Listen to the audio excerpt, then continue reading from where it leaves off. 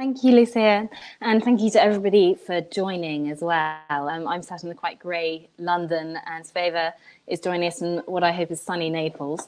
During the coronavirus lockdown, Sveva's been very active on Instagram with a series of video interviews with artists and other art world figures. And in one of these videos, Sveva issues a sort of call to action to collectors to be more responsible and to support artists and to stop buying the work that the market proposes to them. She suggests that collectors should start buying works that make them feel a little bit uncomfortable. And as she says, now is not a time to be polite. But I'm hoping that, Sveva, we can be polite during this interview. Perhaps you could start by just introducing your collection and telling us a little bit about what you collect and who you collect. Yes, thanks, Anna. Thanks, Talking Galleries, for inviting us to this very interesting discussion about this very difficult moment we're all living. Yes, so, CollezioneTaurisano, it's a family collection. Actually, me and my husband has inherited part of the collection of his father that dated back from the 70s, the 80s. So we're talking about a very historical movement of that time, Transavanguardia, Nuovo Realismo, Movimento Nucleare. So all of these movements at that time were very political, and all of the artists that participated at this movement, they were talking about the contemporary situation at that time. And then more than 10 years ago, his father stopped to collect, and we started again. We started again with the focus on emergent artists. So actually the artists of our generation that we could have the possibility to be in relationship with and to really start to understand better with them what's going on our contemporary situation. Because I think, it's not easy for artists to speak about what's happening at this very right moment, because you have this impression that you somehow lose the aura of eternity that each artist would like to have. Instead, I think that the artist that really talks about contemporaneity are really trying to give us an alternative view, an alternative point of view of what we are living, and somehow as well unveiling us all these hidden histories that the normal general mass media try to hide us. So it's really a very productive and profuse relationship that we try to build with artists, trying really to understand the zeitgeist of our moment. Yes, and I understand that. You're very involved in the sort of process as well with the artists as well, and they're producing the works. And I think, as I understand, let's take ourselves back to March when the coronavirus lockdown really hit many countries. You were in New York at that point visiting some artists. Is that right? Yeah, correct. Actually, we were in New York because actually we try to be in New York every year for at least 1 month to do studio visit, of course, to visit exhibition around the city. So we were there again. That eventually, I remember even the exact date, of course, it was the 13th of March. And we were forced to go back to Italy because, the day after, Trump would have closed the air traffic. So we were forced to go back to Italy to reach our family. So we couldn't do all the studio visits that were planned that time. So when we got back, of course, we felt very sad. We felt very anxious about the situation we were living, but we thought that maybe art could help us in this very hard moment, and maybe could help not only us, but a lot of other people as well. So we thought, why don't we do this studio visit virtually, but why don't we share it on our Instagram profile? So that we imagine this online series of live called We Care. And so we started to interview artists from all over the world, from New York, from California, Los Angeles, to Europe, to Italy. And we share it with our Instagram followers. And it was great. I mean, first of all, the artists were enthusiastic to do it because they were producing a lot during that period.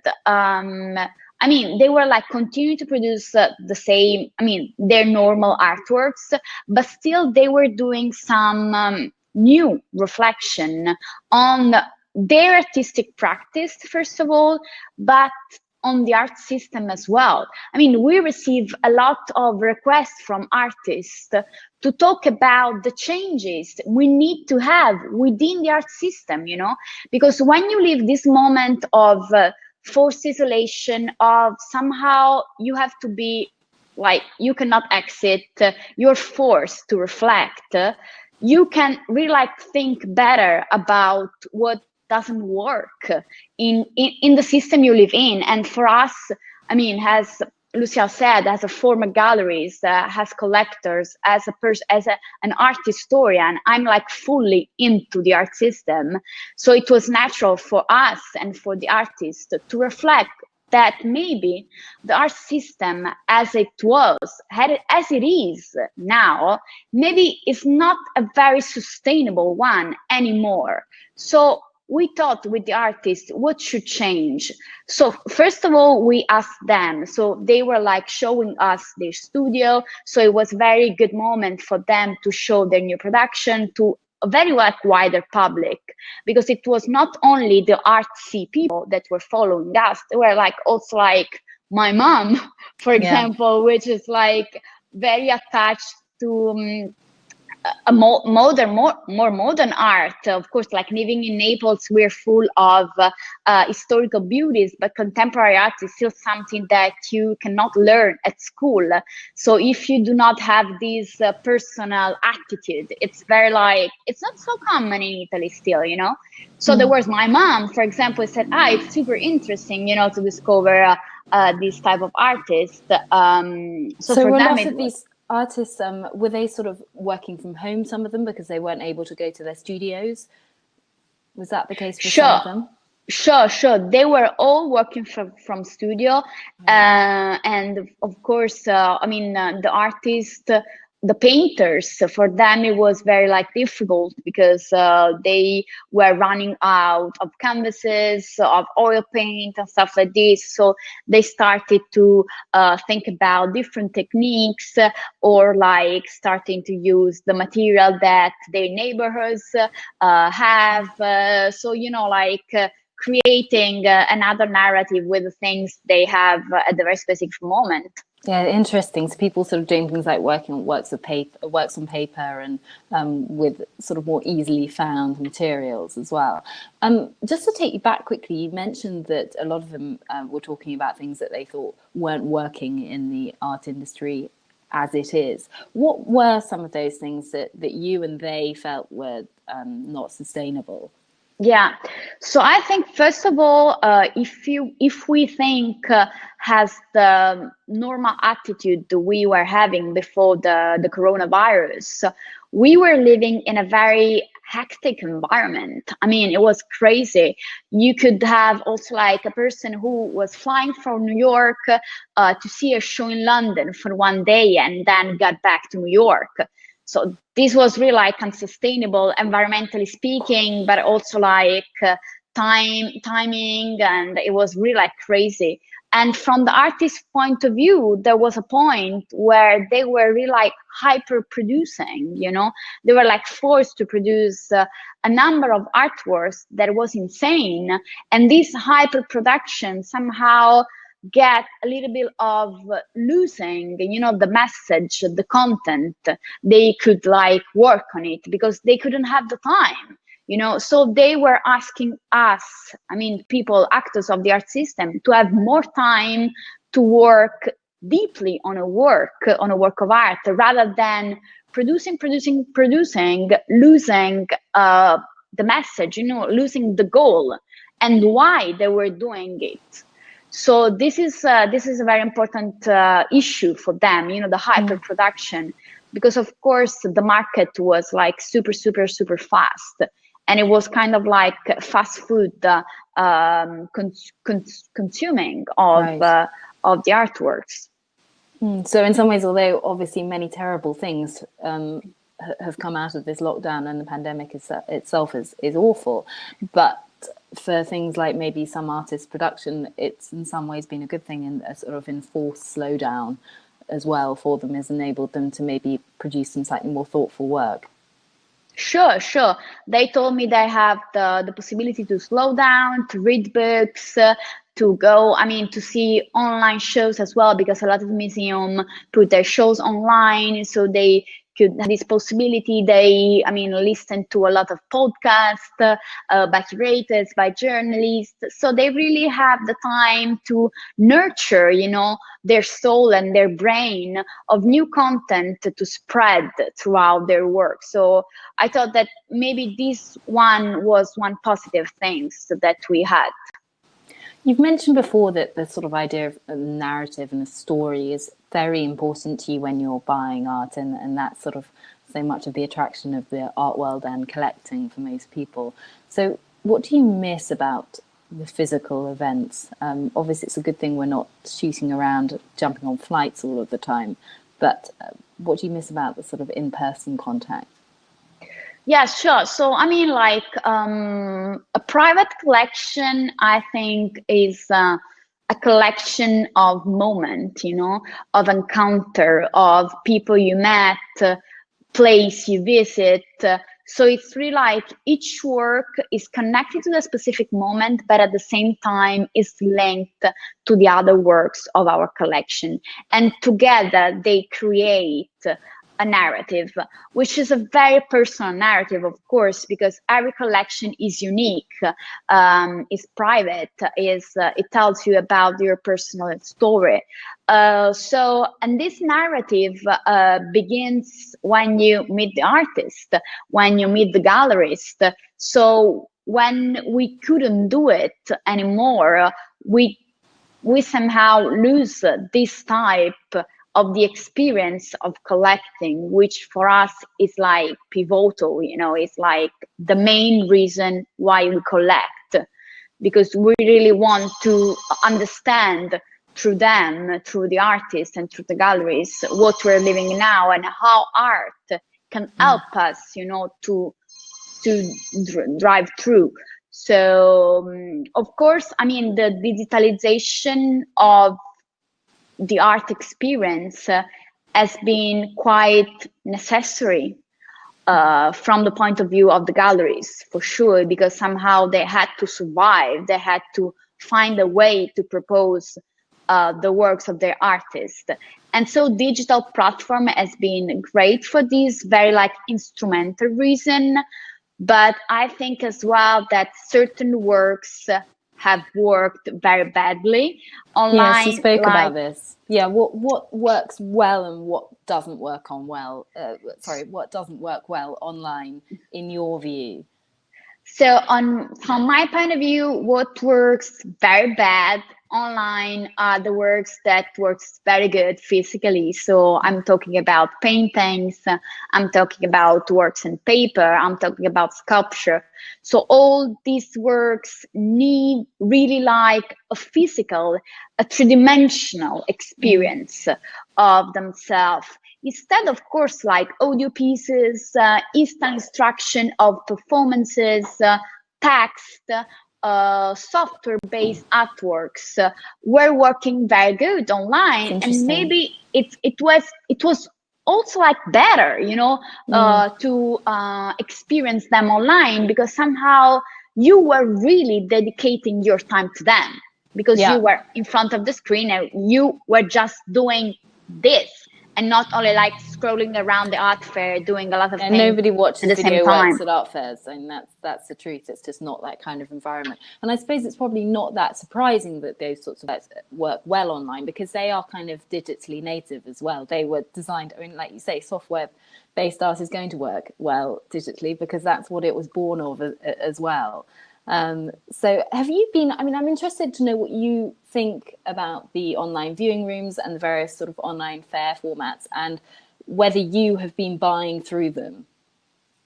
Yeah, so actually, of course, the online viewing rooms, we're talking about Art Basel, who was one of the first art fairs who launched online Art Basel Hong Kong, was necessary, as I said before, but I think this is a part of our experience of the artworks that cannot be all. I mean, they cannot be, we cannot have enough, you know, with the viewing rooms. So it's really like a process we're going through that is going to bring us to a new normal. So new model of art fairs, but still physical art fairs.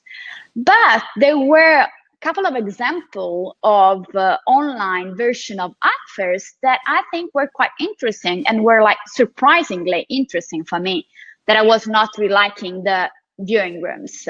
Okay. So we didn't buy through viewing rooms.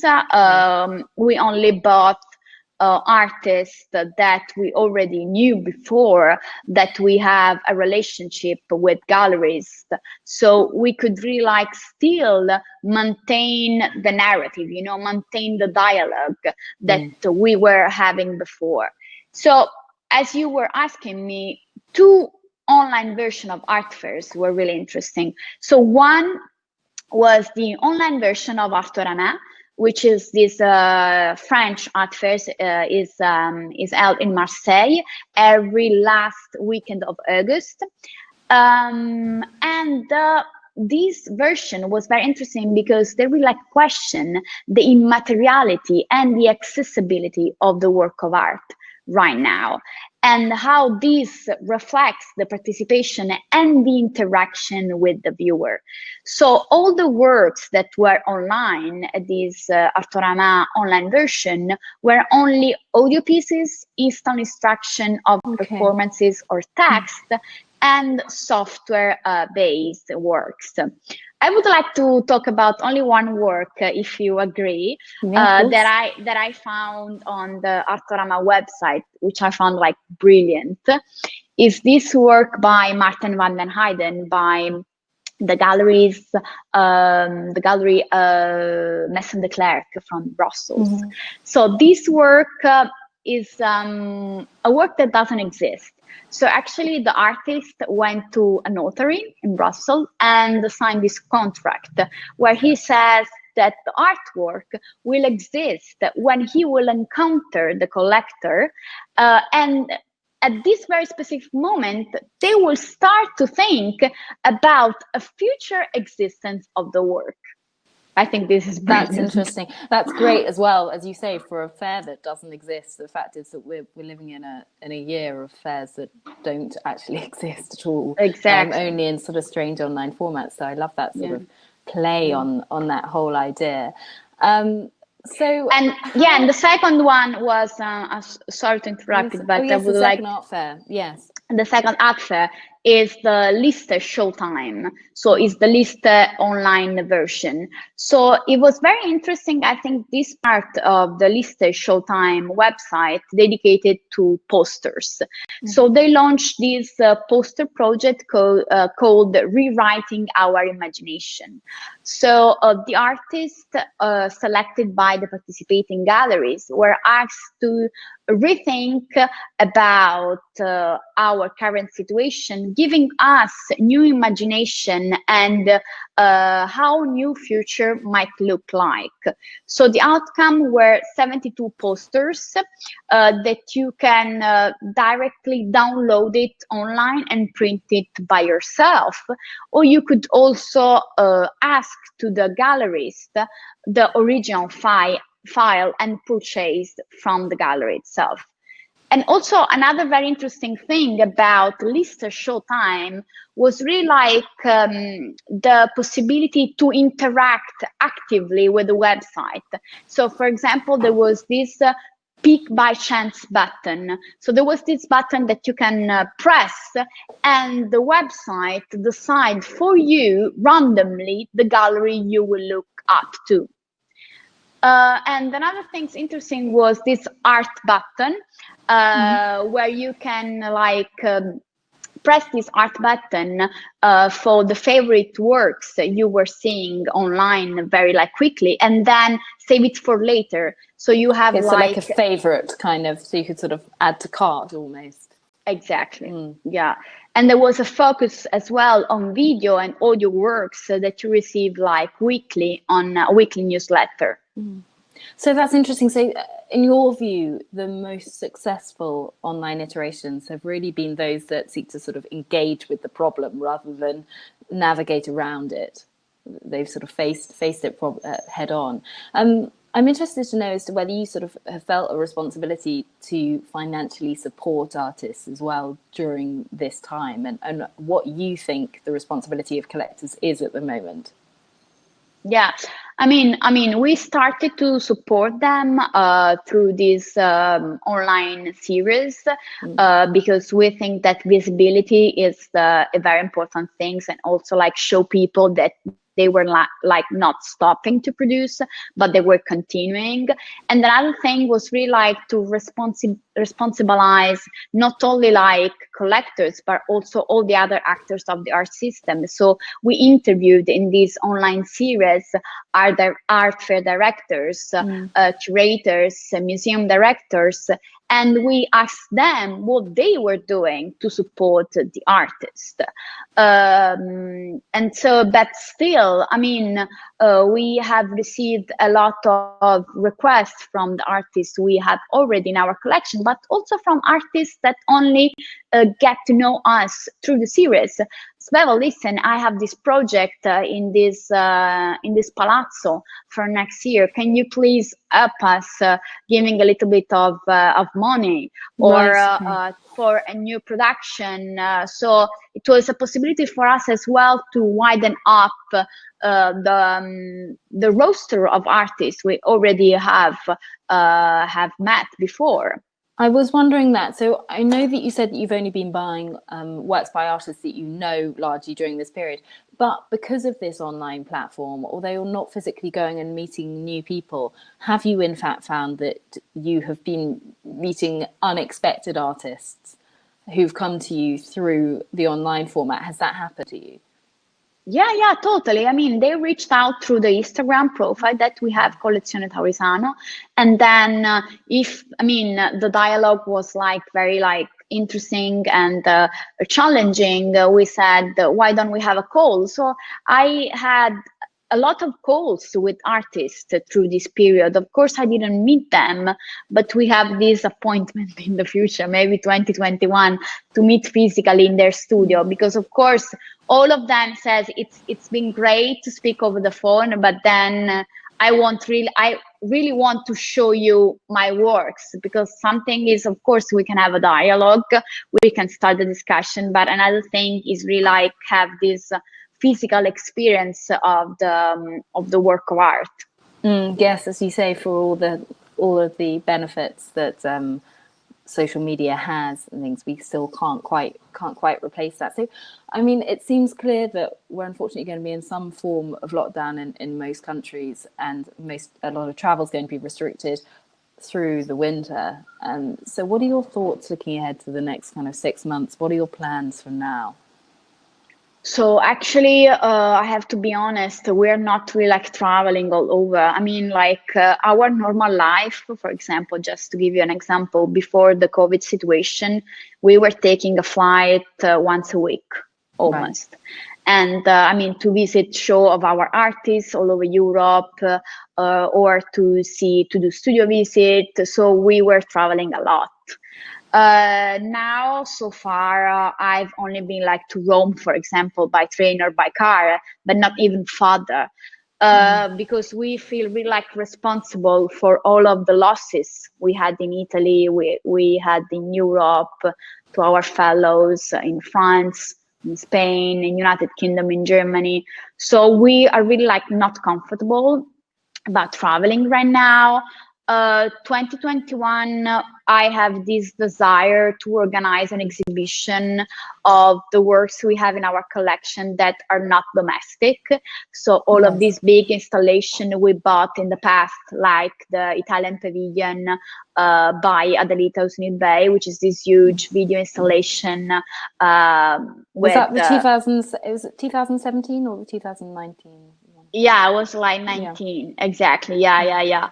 It was called, this installation is called The Reading. And it's about this group of children, of teenage actually, that are talking about the future. They're questioning the future. So you see how the works that you buy are always like avant-gardist, you know, like they're always looking at the future and not at the past. Also now that work takes on a very different meaning to the kind of meaning that it had when you bought it as well. That's interesting. Exactly. How it moves with the times. So you are wanting to show these, as you say, they're not domestic. These are huge. I mean, that is a very large video installation. It really needs space, and you've got a lot of works like that you need a sort of a big space to show them in. So you're looking at finding a space in Naples, is that right? I mean, of course, we have this very strong connection with our city. We're very connected with the museum that is here, the Madre Museum, the Contemporary Museum over there. We are part of the Friends of Madre, so we would love to, I mean, have a space here as well to give back to the city, you know, and to share with our fellows, or with our fellow friends here. But there is no boundaries, you know. Art give you the possibility to really like be all over and to do not have geographical limits. So we have so you're not friends. decided on location at the moment. It could be somewhere else. No, not yet. I mean, I see it as things we have to reflect. For the next year, I think.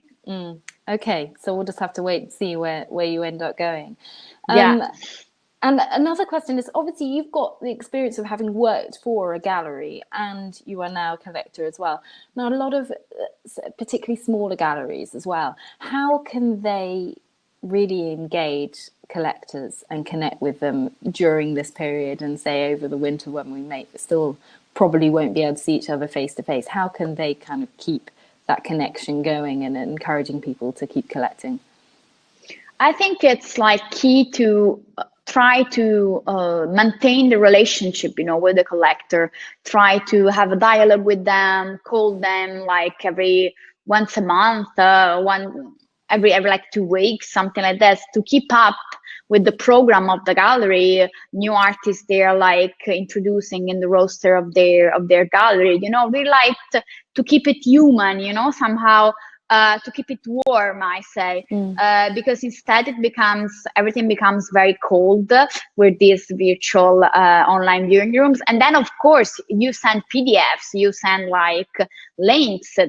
That was happening as well before. It's not something like new that happened right now.